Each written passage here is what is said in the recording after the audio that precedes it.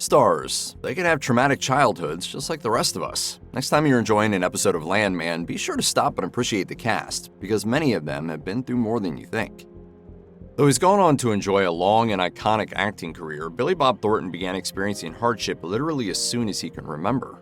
Thornton claimed that when he was just 3 or 4 years old, his father began physically and verbally abusing him. Strikes upon the head and fierce beatings with belts became his reality, as he described his father to the Today Show, saying, "My father was a very violent Irishman, and so there was abuse, both verbal and physical, in our household. He was a Korean War veteran in the Navy, and he was a very intense guy who I don't think I ever had a conversation with." But despite all the pain he'd inflicted upon his son while he was growing up, Billy Bob still stayed by his father's side as he was dying of cancer and suffering from horrifying hallucinations. In the end, Thornton was even able to forgive his father, later saying, "Through all of that, through beatings and no communication or anything when I grew up, I realized that I understood my father and I loved my father." I loved my father, and people think I'm insane for saying that. Losing his father after dealing with their tumultuous relationship was one thing, but Thornton losing his younger brother Jimmy in 1988 opened up a whole new level of grief. Speaking on Oprah's Masterclass, Thornton revealed that after losing Jimmy to an undiagnosed heart condition, he began losing trust that he'd ever feel true happiness again. Yeah, I've never been the same since my brother died. There's a melancholy in me that never goes away.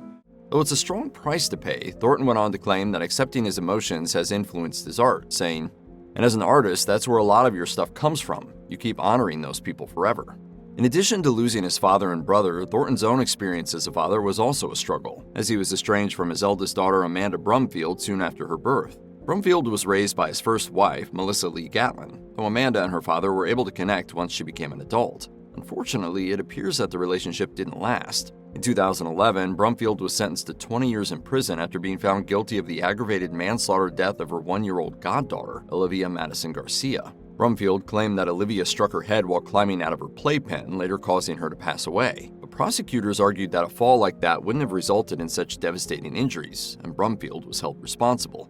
At the time of Olivia's death in 2008, Thornton released a statement claiming that he and his daughter had not been in contact in quite some time. Whether this was the truth or an attempt to distance himself from the unspeakable tragedy, it appears that all the good feelings of the father-daughter reconnection had vanished. As she recalled during an appearance on Late Night with Seth Meyers, Larter explained that she had discovered a new level of method acting, and it involved fire ants. While filming a scene that required her to stand in a field, Larter felt something crawling around on her bare feet after the director had called action. Sneaking a glance down at her feet, she was able to quickly deduce the problem, namely that she was standing on a bunch of fire ants that were actively biting her toes. Being almost too much of a total pro, she finished the scene and received praise from director Stephen Kay on her performance. And he's like, "Allie, you were so emotional. You were so connected." And I'm like, I'm crying because I was getting bit by fire ants. While Larter suffered no permanent damage, she ended up coming away from the shoot with some welts on her feet, as well as bragging rights on how to commit to a role. Eat your heart out, Daniel Day-Lewis. Fellow movie star Demi Moore decided to share her own traumatic upbringing via her autobiography Inside Out. Through her writings and subsequent interviews, Moore alleged that she was sexually assaulted and possibly trafficked when she was only 15 by an acquaintance of her mother's. As she wrote in her book, "It was rape and a devastating betrayal revealed by the man's cruel question. How does it feel to be whored by your mother for $500? In a later interview with Good Morning America, Diane Sawyer asked Moore about whether she believed her alleged abuser's claim of her mother's involvement. I don't think it was a straightforward transaction, but she still did give him the access. It was far from the only issue that Moore faced with Virginia, her mother, who was an alcoholic with depression issues who had a tumultuous relationship with Dan Gines, the man who raised Moore. Though her mother attempted suicide multiple times throughout her childhood, it was ultimately Gines who took his own life in 1980, leaving Moore to care for her mother. But in spite of all their struggles together, Moore ultimately reconciled with her mother before she died of a brain tumor in 1998, and even dedicated Inside Out to her, along with her 3 daughters. Though her relationship with her mother could have easily been enough to fill a book, Moore also revealed that her mother had kept another monumental secret from her, the fact that Dan Gines was not her biological father.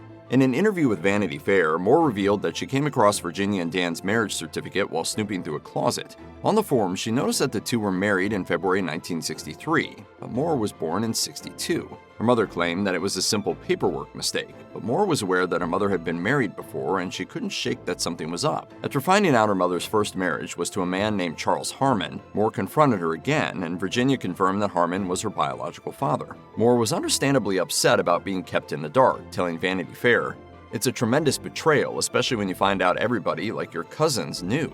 It's almost like being a bastard child." Harmon had left Virginia 2 months into their marriage, but according to Moore, he had been forbidden from meeting his daughter.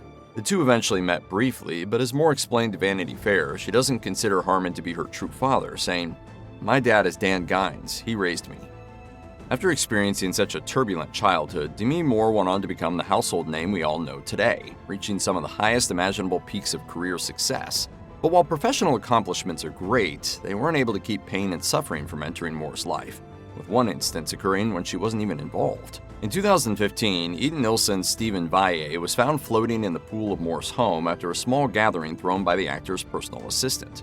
The manner of his death was ruled to be accidental, with the theory being that Valle had fallen in and drowned. Moore wasn't even home at the time, but with it being her house, Valle's parents named her in their lawsuit for the wrongful death of their son in 2017. Moore settled the lawsuit in 2018. Jon Hamm's childhood was thankfully free of abuse against him, though we'll get more into the subject of Jon Hamm and abuse in just a bit. However, his upbringing was marked by substantial loss. Hamm's parents divorced when he was only 2 years old, and his mother passed away of colon cancer a few years later when he was 10. Hamm subsequently moved in with his father and paternal grandmother, but he was already forever changed. He reflected on the loss years later on Katie Couric's podcast, saying, "You're literally a different human being. You're made differently at that age than you are as an adult. Your neural pathways are wide open when you're younger. All of these things are still working themselves out."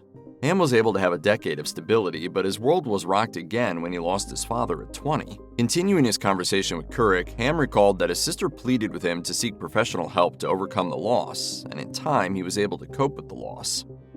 Tragedy may have been a part of Hamm's life from an early age, but it's also no excuse for him to inflict trauma upon someone else. Unfortunately, that's exactly what happened because of his actions while he was in college. In 2015, old criminal charges connected to a hazing incident during his college days resurfaced. Hamm was a member of the Sigma Nu fraternity, which no longer exists today because of just how cruel their hazing practices were. Courts and school records show that Hamm wasn't just guilty by association, but by being an active participant in the cruelty. Hamm was alleged to have paddled one of the pledges and shoved them in the dirt. It was bad enough, but at least it wasn't out of the known realm of hazing. But when Hamm literally set the pledge on fire for failing to recite something, it took on a whole new level of cruelty. Hamm was charged with hazing and received a deferred adjudication, and assault charges against the actor were later dismissed. Andy Garcia found himself connected to a high-profile tragedy with the murder of football star Sean Taylor. Garcia's niece, Jackie, was dating Taylor and had given birth to their daughter prior to a 2007 home invasion that turned tragic when Taylor was shot and killed protecting Jackie and their daughter. Garcia released a statement to the Miami Herald in honor of Taylor, saying, "His heroic action on that tragic night saved their life. His spirit will live forever in our hearts and through the legacy of his achievements and the family he leaves behind."